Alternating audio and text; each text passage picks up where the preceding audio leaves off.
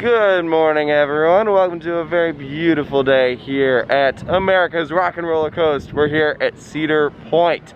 So today we're going to be going through the park and checking out what is new. Now, this is their 150th anniversary, but because of everything that's happened around the world, it's going to be a 2-year process, and some of the things that they were planning will be happening next year.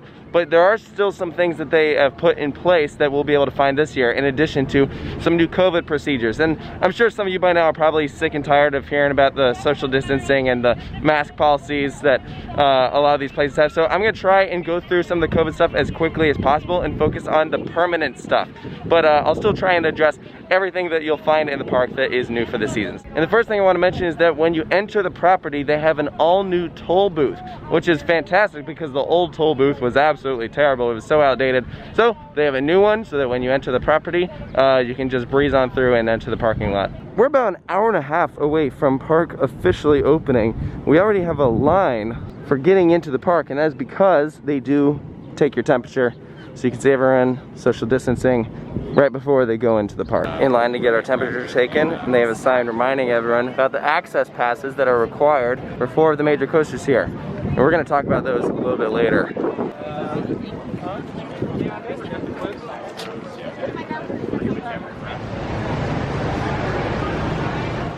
So we just wrapped up the temperature check. Now we're going through security. One thing about the temperature check that I thought was interesting is you literally just walk past and everything is done thermally. They don't hold up the temperature gun up to your head. It's actually a really quick process. I was impressed. We've made it through the security check and we're here at the main gate of Cedar Point. And this is a little bit different because I normally come to Cedar Point through Magnum Gate. However, Magnum Gate is only used as a resort entrance this year, meaning unless you are staying on site, you have to come in through the main gate, which in my opinion is a little unfortunate, especially if you want to start at the back of the park, work your way to the front, but here you don't have too much of a choice this year.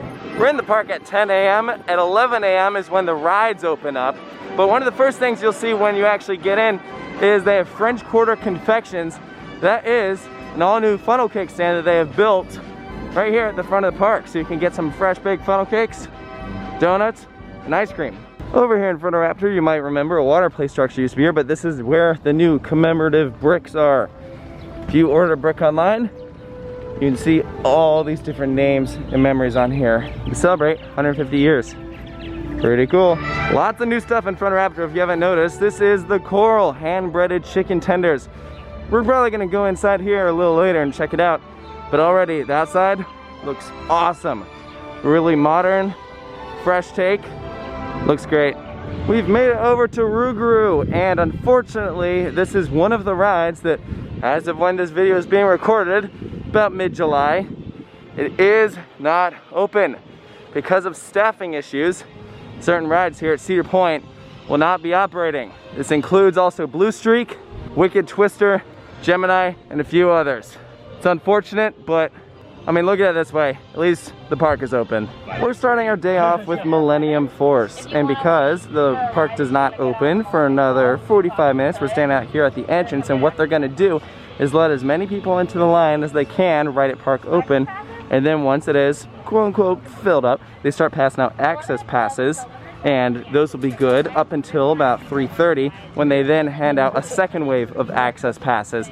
They'll then take you to the rest of the day. Now, for those wondering, why would I show up to the park at 10 when they don't open till 11? Well, this is the line to get an access pass for Millennium Force, one of the 4 rides that require one. So even though there's not early entry this year, you'll still want to get to the park early. Bit of a small change, but something you'll notice is that they are spieling this year through an automated voice at each of the major roller coasters instead of the ride-ups doing all of the spieling. And in those spiels, they'll also mention things like social distancing and things of that nature, but just something that I thought was kind of odd and worth mentioning. All right, so we just got off of the first train of the day on Millennium Force. One thing you'll notice, so they were running all 3 trains, but of course they're doing social distancing, and so they have the front row open, and then they have the second row of each car open for the rest of the train. And you're gonna notice that with all of the roller coasters here at Cedar Point is social distancing. Not all of them necessarily have rows closed off. Like you'll see Raptor will have all the rows open, but they're not filling every seat. So all the coasters here are social distancing to some extent. Unlike opening weekend, Top Thrill Dragster is actually open this weekend, and so we just picked up a return time. They said, please come back between 2 and 3 o'clock. Something we gotta mention with these access passes is that all members of your party have to be present in order to pick them up. You cannot send one member of your group in to get the access passes for everyone else. Everyone has to be there. In line for Magnum, here's a look at some of the social distancing. Some of the rows that are closed off. They're also social distancing in the station, so you wait on the stairs and then they let everyone in the station one by one. They're also letting each row exit one by one, so not everyone gets out of the train at the same time. Well, we made it over to Steel Vengeance, and a couple things I want to talk about here is, first of all, remember that policy from 2018 where you couldn't have any loose articles with you in line? Well, unfortunately, guys, it is back. You cannot have anything in your pockets because there are metal detectors right at the front of the entrance, and so everything has to go in a locker, which means essentially Steel Vengeance is now an upcharge attraction unless you can leave it with the non-rider. So here are the lockers right here. It is $2 to put your stuff in there. Here's another thing I want to talk about. This is one of those rides that has an access pass. When we came by, they were sending almost fully empty trains because there was no one in line. They hadn't passed out enough access passes, and so they said, you know what, you can just come on in because there's no one here. And so we got in line for Steel Vengeance, we get in the station, and sure enough, there's no one in the station but us. So we ride, and they say, if you would like to ride again, you may exit and then go back around to the right entrance and just ride again. And so we rode Steel Vengeance a couple times up until they actually got a line when the next time slot hit, which I believe was 12 o'clock, and people started showing up in line. And then from what we saw, once people were actually in line, it was less than a 30-minute wait. So interestingly enough, I've had ERT for Steel Vengeance, and you only get like one ride in on it. However, with the access passes, if you time it right, it is possible where you could get more than one ride in a short period of time. So some of us were joking that we kind of hope the access passes stick around. So if you come to Cedar Point, you might want to plan for something like that. I mean, it is definitely possible where you could get a couple laps on Steel Vengeance despite the fact that there are access passes. It just depends on how it works out, and I don't think it is a fluke. From what we heard, if you come to Steel Vengeance towards the end of the night, like the last hour they're open, they'll just let anyone on. So just a few things to keep in mind when you come to Cedar Point this year. As mentioned earlier, Gemini is one of those attractions that is closed for now here at Cedar Point. We'll see if that changes later in the season, but rather sad seeing those trains sitting there on the brake run and no one here. So we're here at Dragster to come in and enter the line for our window, and it is currently closed due to technical delays. What they told us, if this happens to you, they will let you enter the line even after your deadline has come and gone, as long as it was a maintenance delay and not just that you happen to miss your time. So it's about half an hour till they start passing out access passes again for Dragster, and the line wraps all the way around here to there. Again, about half an hour before they start passing them out. So if you want an access pass later in the day for one of the big attractions, get there early. In case you weren't taking the long line seriously for access passes, it is about 4:15 and all of the passes have been distributed for the day for Steel Vengeance. Meaning if you did not get one, you might not be able to ride. Unless they blow through them all and at the end of the night, they got mostly empty trains, which if that's the case, then yeah, they might let you on anyways if you don't have a pass. Just depends. Even though some of the lines to get a boarding pass might be long, the actual midways to the park do not feel busy, which is interesting. Here's one of the perks of access passes. Top of Dragster is literally a walk-on. There's no one here. Look, no one in the queue, and no one in the station. You know, they might be running at limited capacity, but this is pretty nice. Oh, thank God.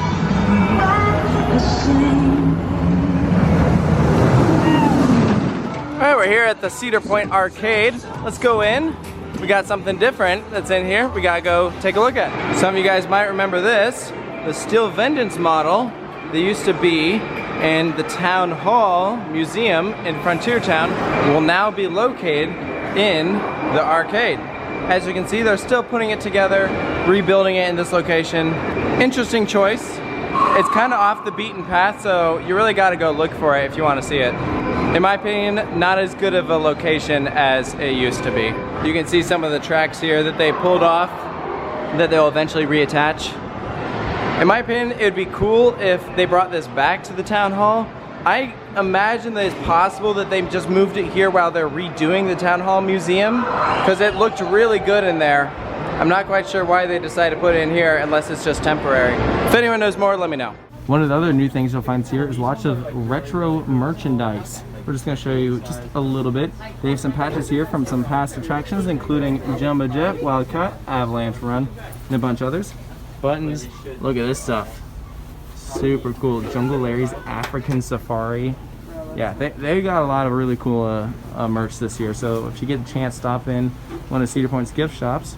Go check out some of the stuff they have. You might have heard on social media about a new tabletop book you can get for Cedar Point. 150th anniversary. It's very nice. You can get this in the Pagoda gift shop towards the front of the park. Here's a look at Wicked Twister. Again, one of the rides that is not open at the moment. We'll see if it reopens later this year. In case you're interested, there is a coaster that is completely unaffected by the new procedures, and that is Gatekeeper. See, Gatekeeper has the advantage of having rows that are already 6 feet apart, and so they're loading each of the rows at full capacity, which is cool. It's a little bit of normal here at Cedar Point. Another new restaurant this year, Mac Shack. It is gourmet mac and cheese bowls, like Mac Bowl at King's Dominion, that style. And you know, Cedar Point used to have a Mac place that was underneath the Skyride station way down there, but now they have a much better looking location here, replacing Pink's, which was the hot dog place. To limit guest and employee interactions, all of these games along the Midway are closed for this season. Another thing you might notice, and this one not necessarily a good thing, but you can tell that the landscaping department got some cuts this year because you won't really find any flower beds. Normally, this area right below the Skyride is filled with tons of flowers and even some designs, and you won't really find that around the park this season. So that's gonna do it from our day here at Cedar Point, taking a look at all of the different changes that you can find around the park.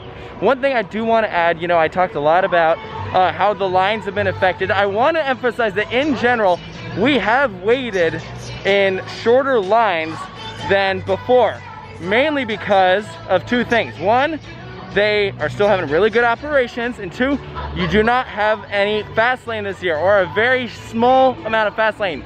It used to be where you'd have the main line meet up with the fast lane line, and so naturally it slowed it down for everyone. And so because you only have a main line, it really did increase the speed of the line that you wait in. So do I recommend visiting Cedar Point? You know, I do. I think you should visit this year. I mean, I can understand if you don't want to visit if it's your first year, but here's what I'll say.